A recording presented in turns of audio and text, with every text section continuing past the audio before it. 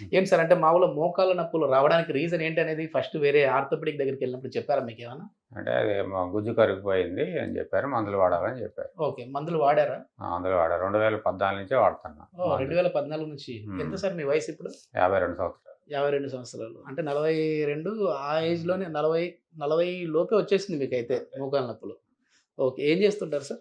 మేము talks consultant అండి Khammam. Okay. Okay. Hmm. Khammam tax Shastri consultant. Associates అని ఓకే. ఓకే. ఆఫీస్ మాది. సరే ఈ పీఆర్‌పీ అనేది సూటబుల్ అవుతుందా లేదా అని ఏమన్నా ఫస్ట్ మీకు క్వెషన్ మార్క్ వచ్చిందా? అంటే ఇది చాలా మంది మోకాళ్ళ నొప్పులు అంటే వచ్చాయంటే ఖచ్చితంగా సర్జరీకెళ్ళాలి అంటుంటారు కదా! మందులు ఎన్ని రోజులు వాడారండి మీరు మామూలుగా? మందులు ఫస్ట్‌లో అయితే 4, 5 సంవత్సరాలు వాడా. 4, 5 సంవత్సరాలు. ఓకే. వాడా.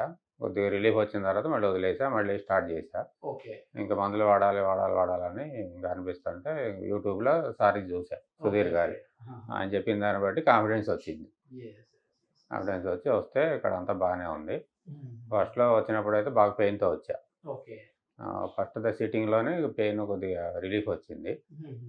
మొత్తం ఎక్స్‌ప్లెయిన్ చేసి చెప్పారు. 2.5 ఉండాలంట అసలు మన గుజ్జు. గుజ్జు. యెస్. కరెక్టే. 2.5 ఉండాలంట. దానికి 0.7 ఉంది. ఓకే.